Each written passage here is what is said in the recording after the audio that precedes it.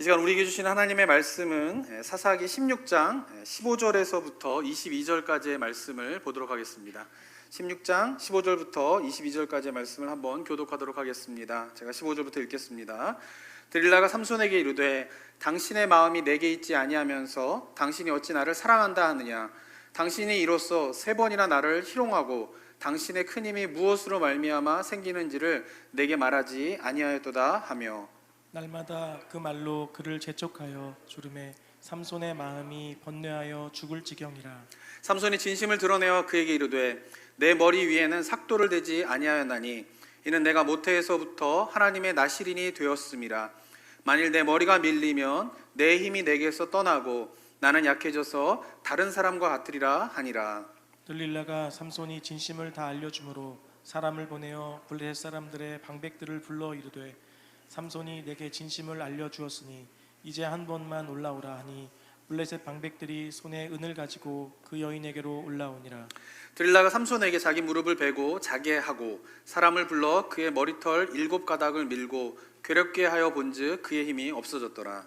들릴라가 이르되 삼손이여 블레셋 사람이 당신에게 들이닥쳤느니라 하니 삼손이 잠을 깨며 이르기를 내가 전과 같이 나가서 몸을 떨치리라 하였으나 여호와께서 이미 자기를 떠나신 줄을 깨닫지 못하였더라. 블레셋 사람이 그를 붙잡아 그의 눈을 빼고 끌고 가사에 내려가 놋줄로 매고 그에게 옥에서 맷돌을 돌리게 하였더라. 그의 머리털이 밀린 후에 다시 자라기 시작하니라. 아멘. 아마도 사사기의 인물 가운데에 삼손만큼 유명한 인물 중에 하나가 누구냐, 바로 드릴라일 것입니다. 영화가 굉장히 이제 많이 만들어졌는데요. 특별히 1949년도에 빅터 마추라는 유명한 배우가 이제 주연을 한 그 삼손의 이야기의 제목이 우리나라 말 번역에서는 이제 삼손과 데릴라 이렇게 번역이 돼가지고 이제 삼손만큼이나 이제 드릴라가 굉장히 많은 사람들한테 영화를 통하여서 이제 소개되어지면서 알려진 인물이 되었습니다. 그러니까 그 이후에도 이제 삼손의 이야기는요, 영화라든가 뮤지컬로 많이 만들어질 만큼 많은 사람들에게 흥미를 가져다주는 그런 내용이었습니다. 그런데 이제 주로 이렇게 뮤지컬이나 영화에서 나타난 삼손의 모습을 보면요, 이제 영웅으로 이제 그려져 있죠. 보니까 2018년도에도 이제 삼손을 영화한 그런 이제 영화가 있더라고요. 그래서 보면 18년도에 삼손이라고 하는 영화가 있는데요. 그 포스터를 보면은 여기 보면은 어떻게 되냐면은 보이신지 모르겠는데 성경 속 가장 위대한 영웅 삼손 이렇게 돼 있고요.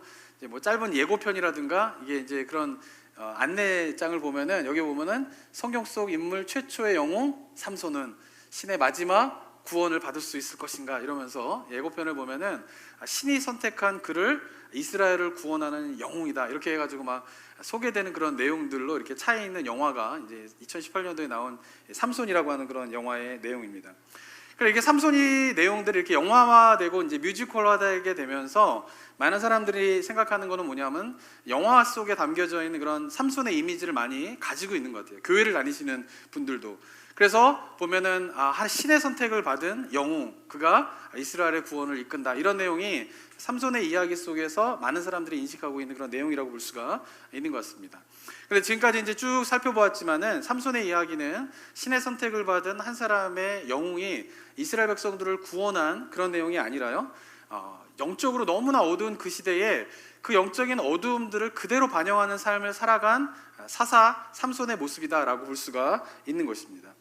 삼손이 이 영화에서처럼 만약에 영웅의 이야기로서 성경이 이야기하고 있다라고 하면 아마 삼손의 이야기는 그렇게 우리에게 큰 영적인 교훈을 주지 못했을 것입니다. 그러나 성경 속에 담겨져 있는 그 삼손의 이야기를 하나하나 성경이 말하고 있는 대로 따라가다 보면은 삼손을 통하여서 우리가 깊은 영적인 교훈들을 많이 얻을 수가 있습니다. 왜냐하면 이 시대도 삼손의 시대만큼이나 어두운 시대이고 그 영적인 어두움 속에서 우리가 어떻게 살아가야 하는가에 대한 교훈을 삼손의 이야기 속에서 우리에게 많이 던져주고 있기 때문에 그렇습니다. 오늘 본문 속에서요, 이제 삼손과 드릴라 이야기를 통하여서 이 어두운 시대 가운데 우리가 기억해야 할 영적인 교훈들이 무엇이 있는가를 한번 살펴보도록 하겠습니다. 자, 지난 시간에 읽어본 본문이지만은 이제 소래 골짜기에 있는 드릴라라고 한 여인을 삼손이 보게 되면서 이제 사랑에 빠지게 됩니다. 그리고는 아마도 이제 이 여인과 동거하는 생활에 들어가게 된 것 같아요. 근데 이 소식을 들은 이제 블레셋 사람들이 이 드릴라를 찾아와서 엄청난 거래를 하게 됩니다. 16장 5절을 보게 되면요, 이렇게 기록되어 있는데, 블레셋 사람의 방백들이 그 여인에게 올라와서 그에게 이르되 삼손을 꾀어서 무엇으로 말미암아 큰 힘이 생기는지, 그리고 우리가 어떻게 하면 능히 그를 결박하여 굴복하게 할 수 있을지를 알아보라. 그리하면 우리가 각각 은 1100개씩을 내게 주리라. 이렇게 이야기합니다. 그러니까 은 1100개씩을 주겠다라고 한 사람들이 블레셋의 방백들, 그러니까 블레셋의 지도자들이 와서 그런 이야기를 했다라는 것이에요. 근데 블레셋이라고 하는 그 민족은 뭐냐면은 5개의 커다란 도시의 연합체입니다. 그래서 보통 성경 속에서 보면 블레셋의 5 방백들 이렇게 많이 이야기를 하거든요. 그러니까 이 블레셋의 방백들이 올라와서 각각 은 1100개씩을 주겠다라고 이야기한 건 뭐냐면은 5개의 방백에서 각 방백들마다 1100개씩 주겠다는 거예요. 그러니까 도합 드릴라에게 제안한 금액이 얼마냐면은 은 5500개를 너에게 주겠다. 삼손이 힘이 어디서 나오는지를 알려주면은 내가 은 5500개를 너에게 주겠다라고 거래를 하고 있다라고 하는 것이죠. 근데 이 당시에 이제 이것이 얼마나 가치가 있냐면은 이 당시에 1년 연봉이 은 10개라고 합니다. 그런데 이제 드릴라에게 주겠다라고 약속한 게 뭐냐? 5500개예요. 그러니까 지금으로 환산한다라고 하면은 연봉에 550년치를 주겠다라고 거래를 하는 것이에요. 그러면 연봉을 한 3만 불 정도로 만약에 잡는다 손 치더라도 이거 계산해 보면 약 170억, 17 밀리언 달러 정도 되는 것이에요. 그러니까 엄청난 금액의 돈을 지금 드릴라에게 제안을 하면서 삼손의 힘이 어디서부터 나오는지를 알려달라고 거래를 하고 있는 것입니다. 드릴라에게 있어서 이 금액은요, 너무나 엄청난 금액이었기 때문에 이 블레셋 사람들의 거래를 도저히 거절할 수 없을 만큼 엄청난 금액의 제안을 받게 되고, 드릴라는 그 블레셋 사람들에게 삼손의 비밀을 알려주기 위하여서 이제 삼손의 힘이 근원이 어디서 나오는지를 삼손에게 묻기 시작합니다. 6절에 보면 드릴라가 삼손에게 이렇게 이야기하는데요, 드릴라가 삼손에게 말하되 청하건대 당신의 큰 힘이 무엇으로 말미암아 생기며 어떻게 하면 능히 당신을 결박하여 굴복하게 할 수 있을지를 내게 말하라. 이렇게 이야기하고 있어요. 보면은 드릴라가 삼손의 비밀을 알기 위하여서 삼손에게 던진 질문이 어떻습니까? 굉장히 단도직입적이에요. 만약에 삼손이 조금이라도 예민한 사람이었다라고 하면은 이 여자가 지금 이 질문을 나에게 왜 하는지를 금방 알 수 있을 만큼 단도직입적으로 물어봅니다. 당신의 큰 힘이 무엇으로 말미암아 생깁니까? 당신을 어떻게 결박하여 굴복하게 할 수 있을지를 내게 말하십시오 라고 말하는 걸 보면은 굉장히 단도직입적으로 이야기를 하는 것이죠. 자기 어쩌면 의도를 다 드러내면서 질문을 하고 있는 것이에요. 그런데 안타까운 것은 뭐냐면 삼손은 이거를 심각하게 받아들이지 않는다라고 하는 것이죠. 그러면서 어떻게 하냐면 이것이 정말 블레셋에 자기를 넘겨주기 위한 여자의 그런 음모가 있다라고 하는 것을 전혀 눈치 못한 채 사랑하는 여인이 애교 정도로, 애교로 나한테 지금 이렇게 이야기하는구나 라고 하는 정도로 받아들이면서 그 질문에 대해서 가볍게 거짓말로 그냥 대답해 버립니다. 그래서 7절에 보면 뭐라고 되어 있냐면은 삼손이 그에게 이르되 만일 마르지 아니한 새 활줄 7으로 나를 결박하면 내가 약해져서 다른 사람과 같아질 것이다 라고 하면서 새 활줄 7으로 나를 결박하라 라고 거짓말로 알려주게 됩니다.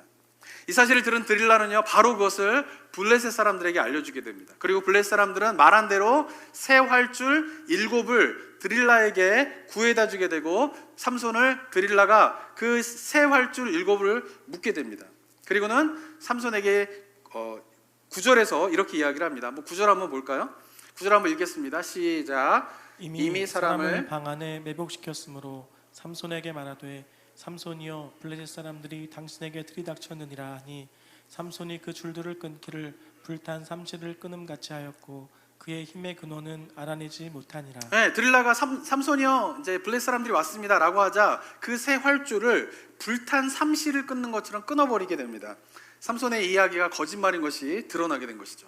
그러자 드릴라는 여기서 멈추지 않고 삼손에게 더 힘들게 하는 말로 유혹을 하게 됩니다. 10절에 보면요, 드릴라가 삼손에게 이르되 보라 당신이 나를 희롱하여 내게 거짓말을 하였도다. 지금 누가 이 비밀을 알려낼 때에 이게 어떻게 보면 누가 미안해야 하는 상황이죠. 드릴라가 미안해야 하는 상황이지 않습니까? 그런데 한 번의 거짓말로 인하여서 전세가 완전히 역전되는 거예요. 드릴라는 삼손을 다그치기 시작합니다. 당신이 나를 희롱하고 왜 내게 거짓말을 하냐라고 하면서 당신의 결박을 할 수 있는지를 내게 말해라 라고 이야기합니다. 그러자 11절에 삼손이 또 한 번 거짓말로 가볍게 드릴라에게 이야기하기를 새 밧줄로 나를 결박하면 내가 힘이 없어지게 될 것이다 라고 이야기합니다. 그러자 드릴라가 똑같은 방식으로 블레셋 사람들에게 알려주게 되고 이것이 거짓말임을 또 들통나게 됩니다.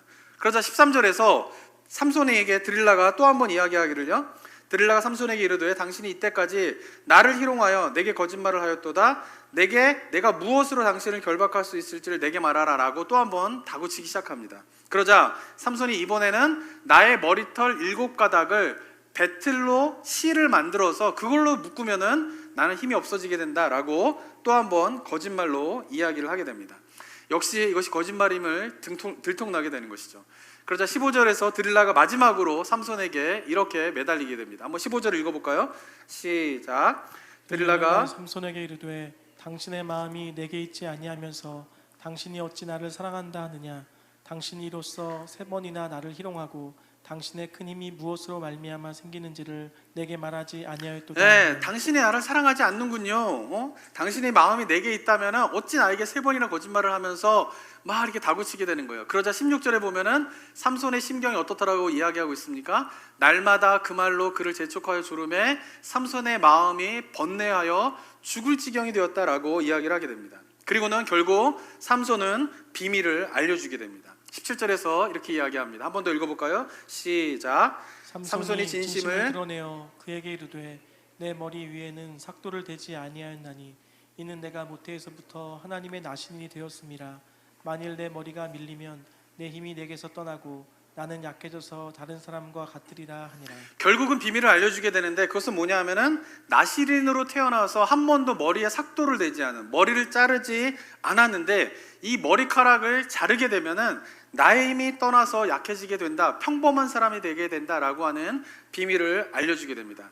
그러자 드릴라는 3번이나 속은 블레셋 사람들에게 간청하듯이 18절에서 이렇게 이야기합니다. 드릴라가 삼손이 진심을 다 알려줌으로 사람을 보내어 블레셋 사람들의 방백을 불러 이르되 삼손이 내게 진심을 알려주었으니 이제 한 번만, 마지막만, 속아 3번이나 속았기 때문에 블레셋 사람들도 이 드릴라의 말에 신뢰를 하지 않았던 것 같아요. 근데 드릴라가 간청하면서 마지막으로 한 번만 올라오라 하니 블레셋 방백들이 손에 은을 가지고 그 여인에게 올라오니라. 19절에 드릴라가 삼손에게 자기 무릎을 베고 자게 하고 사람을 불러 그의 머리털 7가닥을 밀고 괴롭게 하여 본즉 그의 힘이 없어졌더라 라고 하게 되면서 머리가 밀린 삼손은 힘이 빠져서 결국은 블레셋 사람들에게 체포를 당하여서 눈을 뺀 상태에서 가사로 끌려가게 되어서 맷돌을 돌리게 되는 그런 운명에 처해지게 됩니다.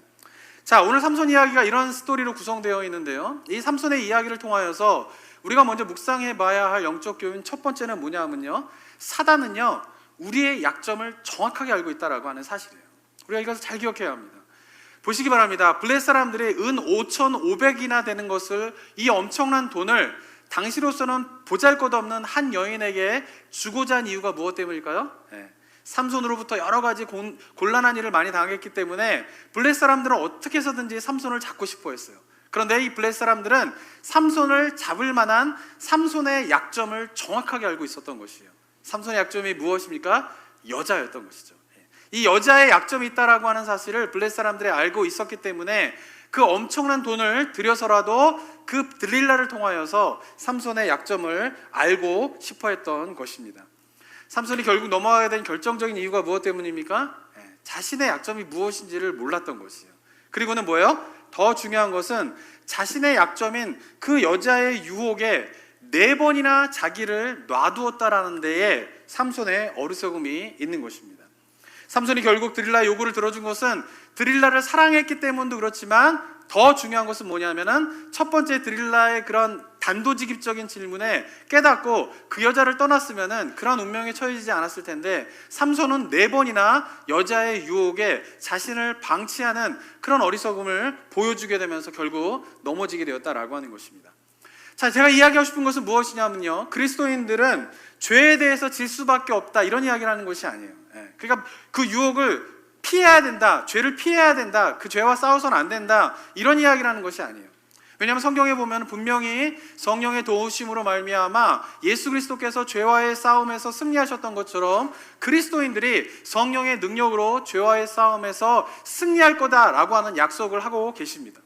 그렇기 때문에 저는 그리스도인들이 죄와의 싸움에서 승리할 수 있다라고 생각합니다. 근데 중요한 것은 뭐냐면은 삼손이 어리석었던 이유는 무엇 때문이냐면은 삼손이 어리석은 것은 바로 삼손에게 있어서 여자는 하나님보다 그의 삶의 중심을 차지하고 있는 우상이었다라고 하는 것이에요.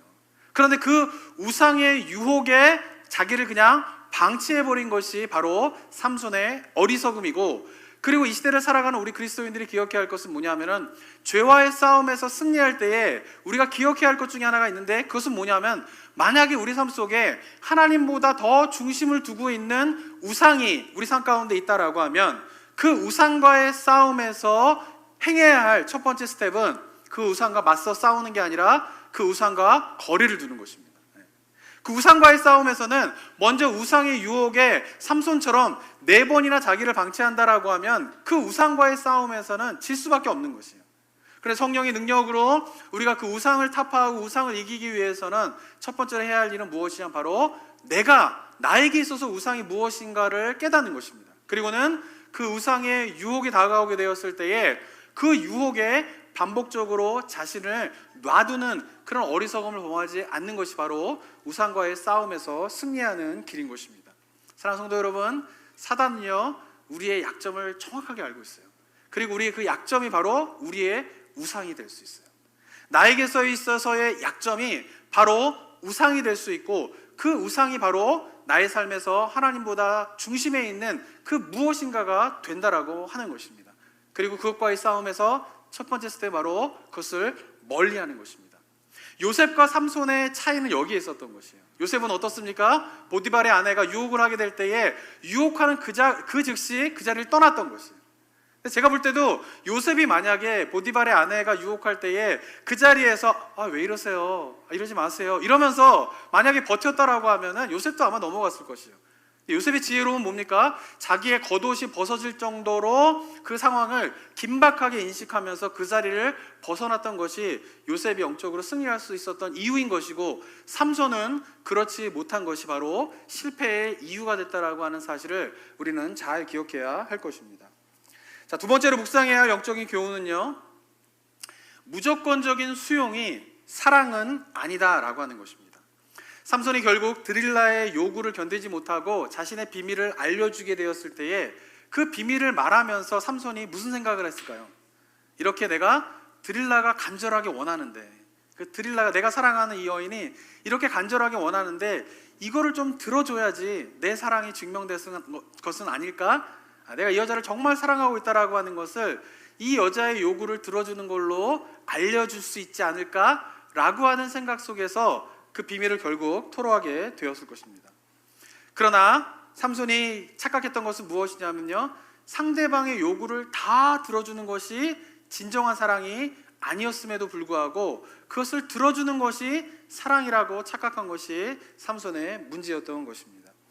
드릴라가 삼손에게 요구했던 것처럼 당신이 만약에 나를 사랑한다면 내 요구를 들어줘야 하는 거 아니에요? 라고 하는 이 요구가요, 세상의 그리스도인들을 향하여서 요구하는 것과 똑같습니다. 세상 사람들이 그리스도인들을 향해서 어떻게 이야기합니까? 너희들이 예수의 사랑을 전한다면서 예수님의 이름으로 나를 사랑한다며, 예수님의 이름으로 너희들이 사랑을 실천한다며, 그렇다면 그 사랑을 표현해봐, 이렇게 얘기를 하는 것이에요. 세상의 그리스도인들을 향해서 이야기하는 것은 뭐냐면요, 너희들이 정말 사랑한다면 우리들의 요구를 들어줘야 되는 거 아니야? 우리를 그대로 받아주어야 되는 것 아니야? 라고 요구하면서 성경의 가르침과는 동떨어진 요구를 우리에게 할 때가 굉장히 많이 있다라고 하는 것이죠.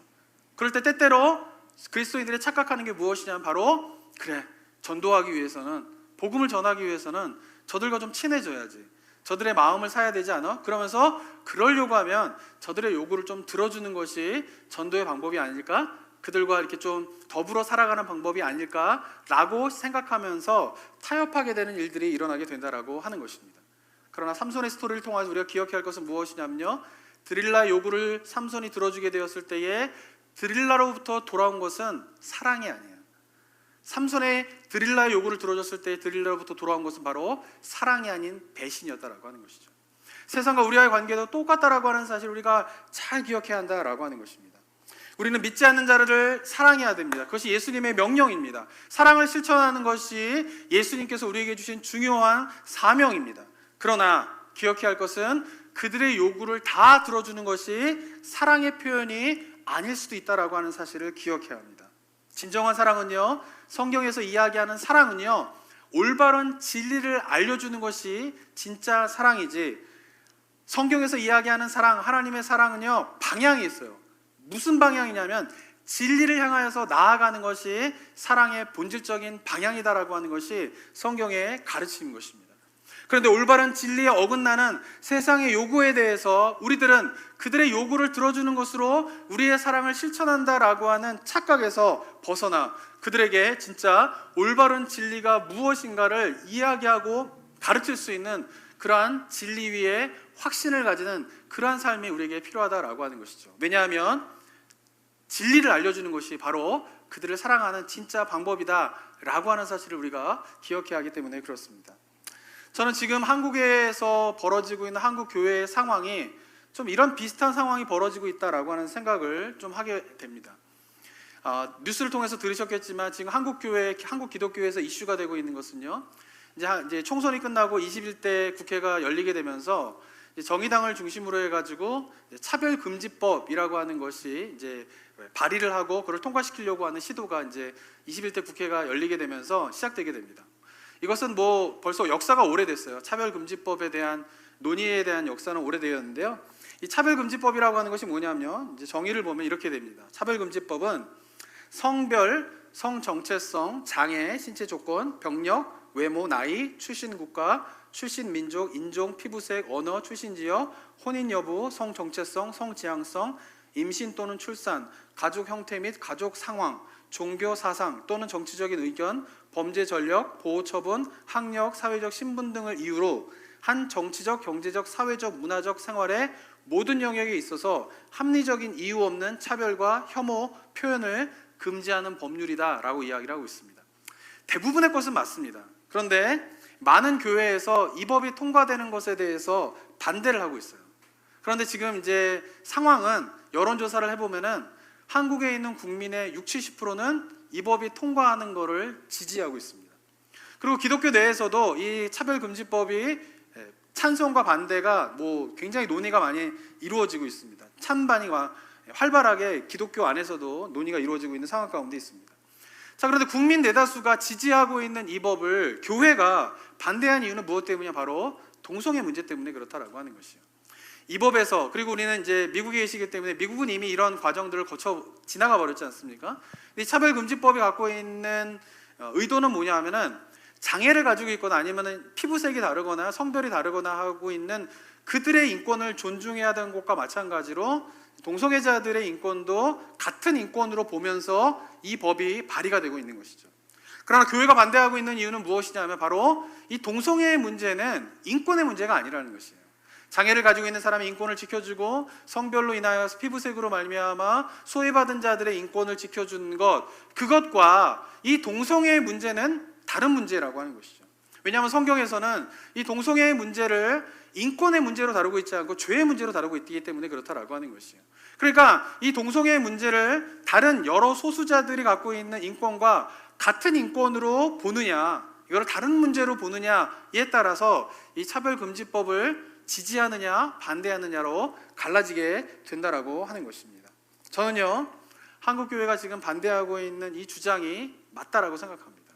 왜냐하면 세상은 너희들이 그리스도의 사랑을 실천한다며, 너희들이 가장 중요한 것이 사랑이라며, 그렇다면 동성애자들도 사랑해야 되는 거 아니야? 라고 이야기합니다. 그러면서 인권을 사랑하지 않으면서 어떻게 그리스도의 사랑을 실천하느냐라고 하면서 이 동성애 문제를 자꾸 인권의 문제로 몰고 가고 있고, 그리고 그것을 사랑을 실천하지 않는 교회를 향하여서 이율배반적인 너의 가르침과 다른 가르침을 하는 것이다 라고 이야기를 하면서 교회에 혼란이 오고 있고, 교회 안에서도 이것을 지지해야 되냐 반대해야 되냐에 대한 여러 가지 논의가 이루어지고 있는 것입니다. 그러나 아무리 인권이라고 하는 미명하에, 사랑이라고 하는 미명하에 이야기하고 있다 손 치더라도 성경에서 죄라고 이야기하는 것을 죄이다라고 이야기하는 것이 바로 저는 그리스도인들이 교회가 해야 할 본분이다라고 생각을 합니다. 그들의 요구를 다 들어주는 것이 사랑이 결코 아니다라는 것이죠. 사랑은 무엇입니까? 하나님의 진리의 말씀에 반대되어지는 그 요구에 대해서 무엇이 진짜 옳은 것인가를 이야기할 수 있는 것이 진짜 사랑이다라고 하는 것을 우리가 기억해야 하는 것입니다. 자, 그러나 이 문제에 대해서 생각해 봐야 할 또 다른 측면이 있다라고 하는 것이죠. 세상에 아무리 세상 사람들이 향하여서 교회가 아무리 동성애는 죄입니다, 동성애는 잘못된 것입니다, 성경에서는 그것이 잘못된 것입니다 라고 지금 외치고 있어요. 교회마다, 대형 교회마다, 여러 기독교 단체마다 막 이야기하고 있어요. 그런데 문제는 뭐냐면요, 그런 교회의 외침에 사회에 전혀 영향력을 미치지 못하고 있다는 것이에요. 사람들은 전혀 교회가 그것이 잘못된 것입니다, 이것이 죄입니다 라고 하는 이야기에 전혀 귀를 기울이고 있지 않아요. 이유가 무엇 때문일까요?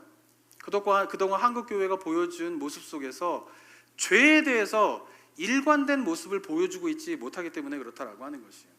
동성애는 죄입니다 그러면서 이것에 대해서 적극적으로 반대하고 데모를 하고 모임을 갖고 교회에서 성명을 발표하고 하면서 동성애가 죄입니다 라고 하는 것에 대해서는 적극적으로 나서고 있는 교회가 지난 수년 동안에 교회 안에서 이루어지고 있던 또 다른 죄인, 세습의 문제라든가 성추행의 문제라든가 재정적인 비리에 대한 문제에 대해서는 침묵하고 있었다라고 하는 것이죠. 그러니까 동성애에 대해서는 굉장히 강력하게 이것은 죄입니다라고 반응하고 있는 그 교회가 또 다른 죄에 대해서는 그것이 죄입니다라고 하면서 적극적으로 교회가 입장을 표명하고 그것은 잘못된 것입니다, 그렇기 때문에 교회 안에서 그런 일이 있어서는 안 됩니다라고 하면서 교회에서 그런 일들이 벌어질 때마다 그런 문제를 해결하고 추방하고 하는 적극적인 모습이 보여지지 않던 교회가 이 동성애 문제만 가지고 이렇게 적극적인 모습을 보여지게 되었을 때에 동성애가 죄입니다라고 하는 성경의 올바른 가르침은 세상의 사람들에게 전혀 영향력을 미치지 못하는 공허한 외침이 돼버리고 있는 것이 지금 한국교회의 현실이다라고 하는 것입니다. 사랑하는 성도 여러분, 우리가 어떻게 해야 됩니까? 저는 만약에 지난 세월 속에서 교회가 여러 가지 교회에 있었던 잘못된 부분에 대해서 정말 동성애를 반대하는 것만큼 적극적으로 반대하고 이것은 잘못된 것입니다라고 스스로 자정하면서 이 문제를 해결했다라고 하면 지금 교회가 동성애는 죄입니다라고 외칠 때에 세상 사람들은 그 소리에 귀를 기울였을 것이다라고 저는 생각합니다. 왜냐하면 제가 좋아하는 마틴 로이드 존스 목사님이 이런 말씀하셨는데요, 복음의 영광은 교회가 세상과 완전히 다를 때에 반드시 세상을 끌어당긴다는 것이다. 바로 그때 비록 세상이 처음에는 교회의 메시지를 싫어할지라도 세상은 그 메시지에 귀를 기울이게 된다라고 이야기를 하고 있어요. 저는 전적으로 동의합니다. 교회가 세상과 완전히 다를 때에 반드시 세상을 교회가 끌어당기게 된다, 그것이 바로 복음의 영광이고 복음의 능력이다 라고 이야기한 이 마틴 로이드 존스 목사님의 저는 이 말씀에 전적으로 동의하는 것이죠. 사랑하는 성도 여러분, 성경에서 옳고 그름에 대한 이 부분에 대해서 우리가 확신을 갖고 서 있어야 됩니다. 그래서 세상에서 너희들이 나를 사랑한다며 그렇다면 우리들의 요구도 들어줘야 되는 것이 아니야 라고 하면서 그 요구가 내가 알고 있는 성경의 진리와 배치되는 그런 요구를 했을 때에 그것이 무엇이 잘못됐고 그것이 무엇이 옳은가에 대해서 이야기할 수 있는 것이 진정한 사랑의 실천이다라고 하는 것을 우리는 기억해야 합니다.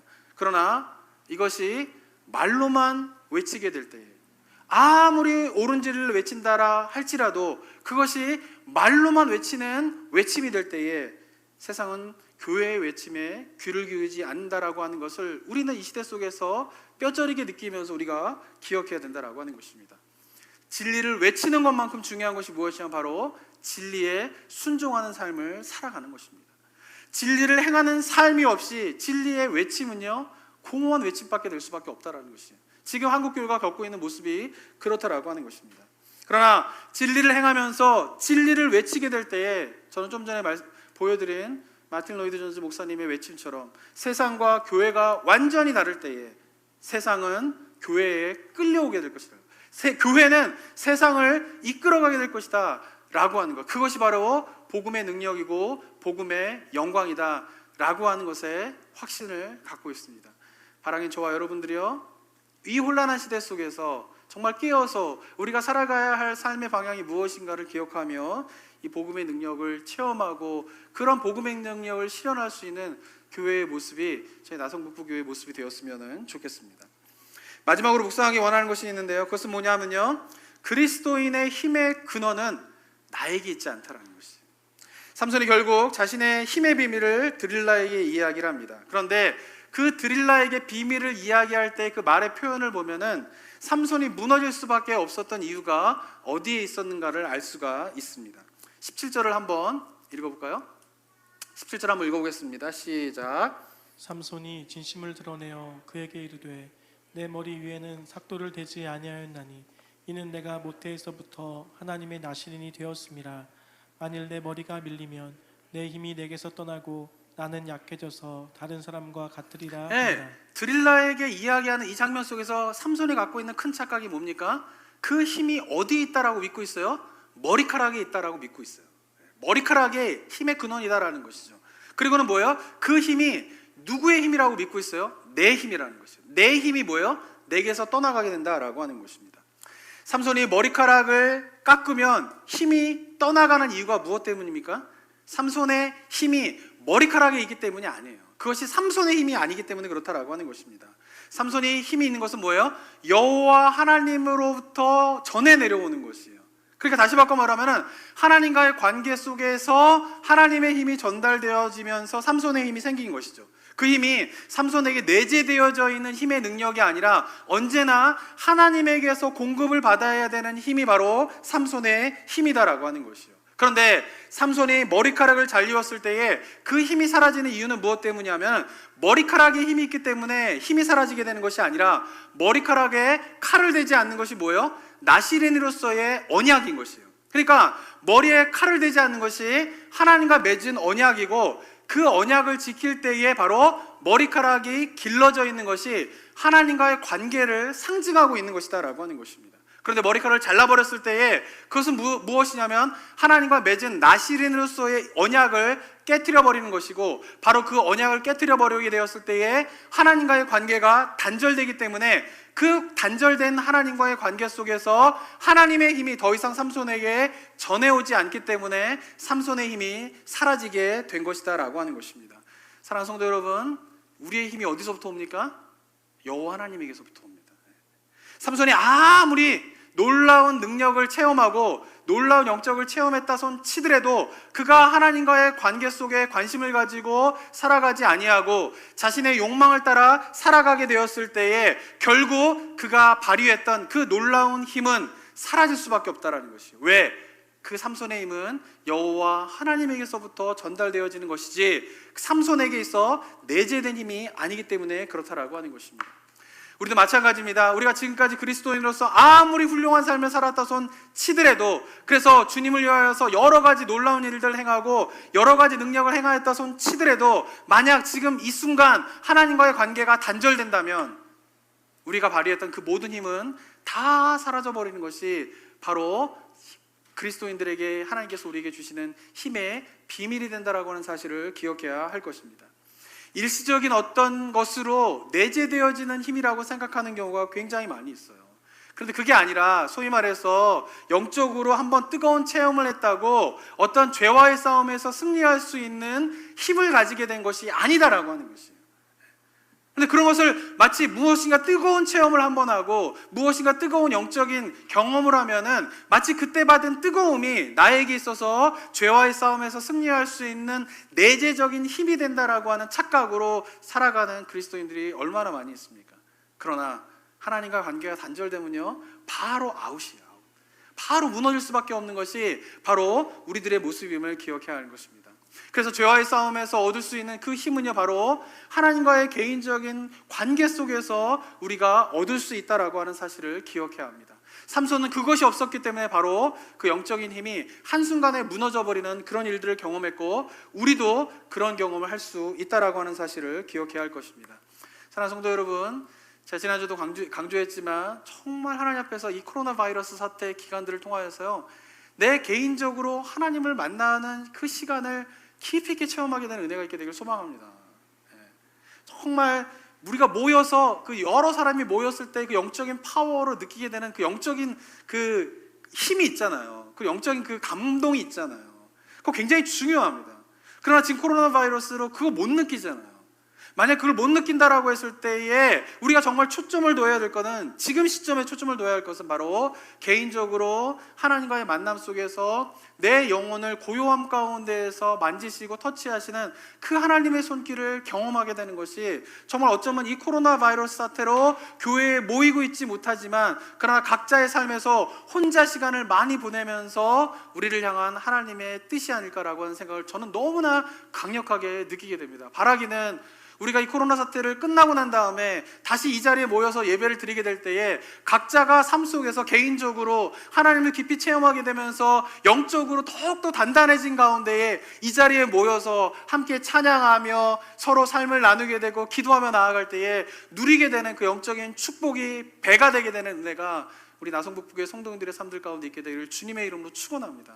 그것을 경험하고 그것을 소망하면서 좀 힘들고 어려운 시간을 보내고 있지만, 그러나 오히려 이것이 내가 영적으로 더 단단해질 수 있는 기회가 된다라고 하는 사실을 기억하면서, 특별히 이 삼손의 이야기를 통하여서 내가 하나님과의 관계가 단절되면 나는 아무것도 아니구나, 그 놀라운 힘을 발휘했던 삼손도 아무것도 아닌 것이 된 것처럼 나도 아무것도 아니구나 라고 생각하면서 매일매일 삶 속에서 순간순간마다 하나님을 의지하며 하나님과의 관계의 투명함들에 우리의 삶의 모든 포커스를 두면서 살아가게 되는 그 삶이 우리 성도님들의 삶이 되기를 소망합니다. 그럴 때에 삼손은 실패했지만 그러나 우리 성도님들의 삶들 가운데에서 삼손이 실패한 그 구원의 놀라운 역사를 체험하고 그것이 우리의 간증이 되고 고백이 되게 되면서 결국엔 주님 오시는 그날에 우리가 주님 앞에서 착하고 충성된 종아, 내가 수고하였다, 네가 애썼다, 내가 너에게 줄 상급이 크다 라고 하는 이 하나님의 칭찬을 받는 은혜가 우리 성도님들의 삶 가운데 있게 되기를 주님의 이름으로 축원합니다. 함께 기도하겠습니다. 이 시간 기도하며 나아갈 때에 사랑하는 성도 여러분, 여러 가지로 어려움이 있을 줄 압니다. 경제적으로 힘들 수도 있고요, 환경적으로 너무나 혼자 오랫동안 시간을 보내기 때문에 외로울 수도 있고, 감정적으로 정서적으로 지칠 수도 있을지 모르겠습니다. 언제 이것이 끝날 것인가에 대한 그림을 그릴 수 없기 때문에 낙담될 수도 있을지도 모르겠습니다. 그런 상황 속에서 아무리 어떠한 것도 우리를 일으켜 세울 수 없지만 그러나 유일하게 우리가 힘을 공급받을 곳이 있습니다. 그것은 바로 여호와 하나님이신 곳입니다. 그 여호와 하나님 앞에 우리가 나아가 정말 하나님의 은혜를, 하나님의 힘을 경험하면서 우리 이 시간을 지혜롭게 극복하면서 영적으로 더 단단해지게 되는 은혜가 있게 되기를 소망합니다. 뿐만 아니라 이 시대의 교회를 위하여서, 성도들을 위해서 기도하며 나아갈 때에 그냥 말로만 진리를 외칠 때에 그 외침이 얼마나 공허해질 수밖에 없는가를 우리는 뼈저리게 느끼는 시대를 살아가고 있습니다. 이제 교회가 그리스도인들을 깨워서 진리를 행하며 그 진리를 선포하며 그리하여서 세상과 교회가 완전히 다를 때에 세상을 이끌어갈 수 있는 그 복음의 능력이 교회에서 일어날 수 있도록, 그것이 저는 진정한 부흥의 모습이라고 생각합니다. 그런 부흥의 모습이 다시 한번 회복될 수 있도록 이 시대 교회와 그리스도인들을 위해서 함께 기도하며 나아가기를 원합니다. 함께 기도하겠습니다.